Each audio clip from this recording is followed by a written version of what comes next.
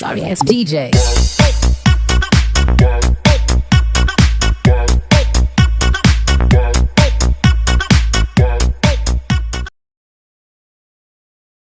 Assalamualaikum warahmatullahi wabarakatuh. Halo teman-teman semua, apa kabar? Nah, di sini saya akan menjelaskan pembentukan kreativitas melalui pembelajaran SPDP kelas 3 pada materi menggambar di SDIT Rodatul Rahma Pekanbaru. Simak video berikut ini ya. Latar belakang peneliti mengambil judul ini adalah Pendidikan Seni Budaya dan Prakarya atau SPDP adalah pendidikan seni yang di dalamnya meliputi seni rupa, musik, tari, dan keterampilan. Peraturan Pemerintah Nomor 19 Tahun 2005 tentang Standar Nasional Pendidikan menyebutkan bahwa pendidikan seni budaya meliputi berbagai aspek kehidupan. Pembelajaran yang berkenaan dengan seni, budaya, dan keterampilan diintegrasikan ke dalam mata pelajaran SPDP.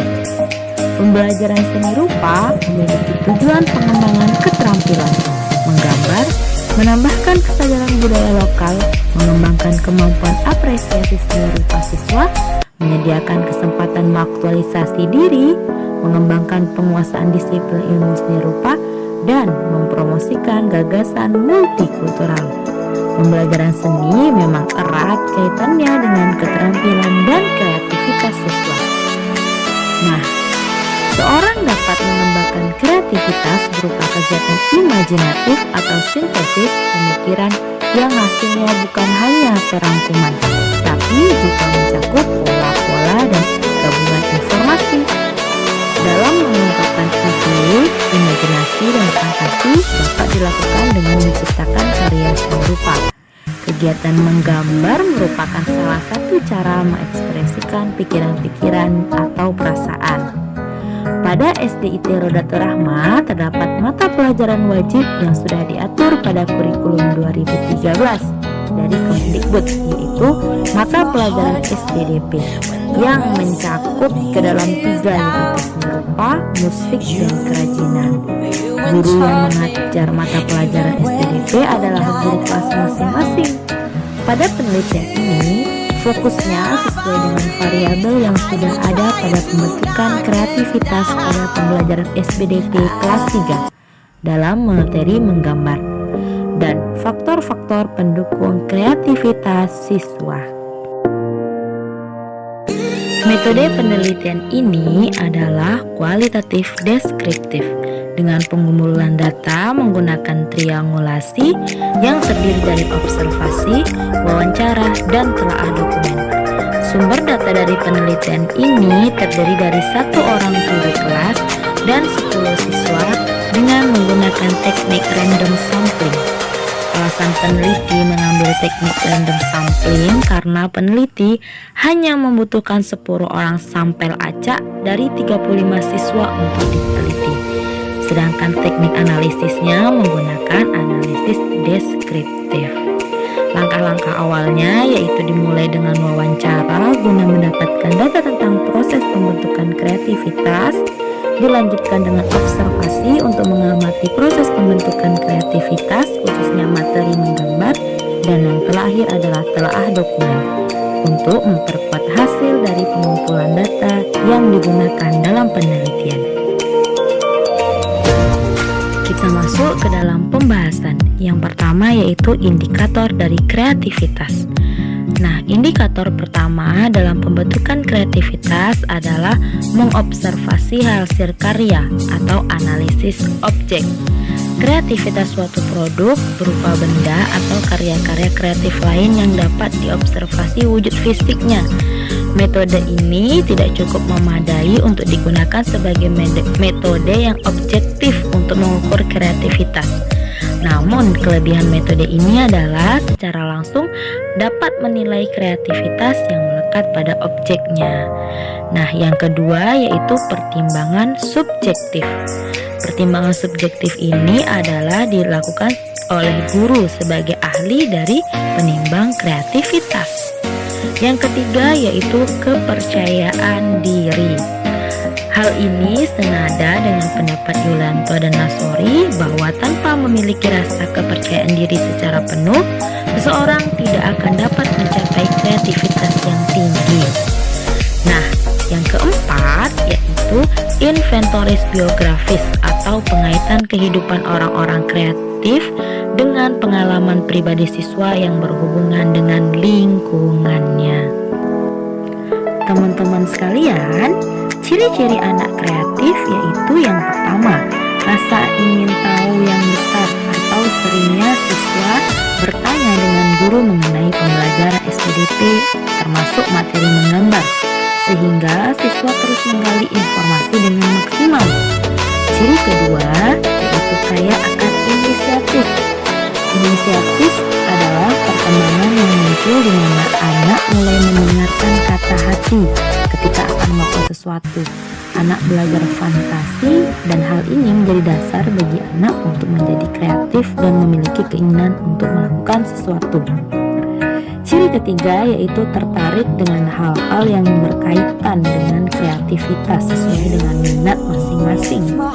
Bahwa jika anak-anak yang tertarik dengan menggambar, maka hal-hal yang berbau dengan gambar, anak-anak tersebut akan sering sekali melakukan kegiatan-kegiatan yang positif. Nah, yang keempat yaitu imajinasi yang tinggi. Peserta didik yang kreatif cenderung senang bergulat dengan dunia imajinasinya sendiri. Yang terakhir yaitu kepercayaan diri. Siswa akan terlihat senang dan bangga memperlihatkan hasil dari kreativitasnya sendiri di depan kelas. Hal ini sesuai dengan pendapat dari Burns dalam Iswidarmanjaya, mengungkapkan bahwa dengan kepercayaan diri yang cukup, seorang individu akan dapat mengaktualisasikan potensi yang ada di miliknya dengan yakin dan mantap. Selanjutnya yaitu peran guru dalam pembentukan kreativitas. Yang pertama, pengembangan kreativitas pada siswa harus ditanamkan sejak dini, bahkan seharusnya dimulai dari keluarga. Nah, banyak manusia yang tidak menyadari kemampuan yang ada pada dirinya. Maka dari itu, manusia seyogyanya harus mengetahui bakat yang dimiliki agar bisa dikembangkan dengan maksimal berdasarkan kemampuannya. Karenanya, peran guru di sekolahlah yang menjadi tolak ukur pentingnya melihat bagaimana perkembangan siswa guna mengarahkan minat dan bakat yang dimilikinya. Nah, yang kedua yaitu meningkatkan minat belajar siswa. Nah, meningkatkan minat belajar siswa ini, guru harus melakukan atau membuat kelas menjadi senyaman mungkin. Salah satu cara yang dapat dilakukan guru adalah guru dapat mendesain ruang kelas agar pada saat belajar siswa tidak bosan berada pada kelas tersebut, sehingga siswa akan nyaman belajar seharian. Yang ketiga yaitu guru mengapresiasi karya-karyanya. Nah, hal kecil yang dapat dilakukan guru adalah membuat mading sekolah, di mana hasil karya-karya siswa kita bisa ditempel pada mading sekolah tersebut, sehingga siswa merasa bahwa karyanya diapresiasi, atau bisa juga karyanya diperlihatkan dan ditempel di kelas. Yang terakhir yaitu penampilan dan sikap menarik yang dimiliki oleh guru. Nah, ini adalah hal yang tidak boleh kita lupakan.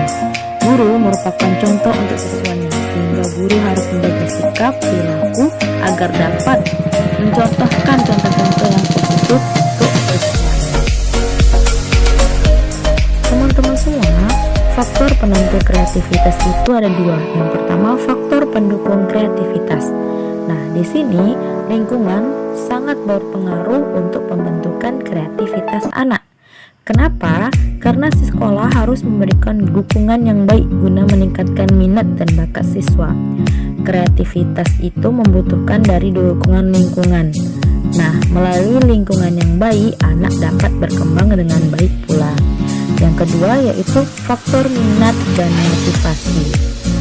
Faktor minat dan motivasi merupakan salah satu faktor pendukung dalam pembentukan kreativitas, di mana kreativitas ditumbuhkan oleh rasa minat terlebih dahulu, kemudian baru didorong didorong oleh motivasi. Yang terakhir adalah faktor penghambat dari pembentukan kreativitas. Yang pertama yaitu adanya evaluasi.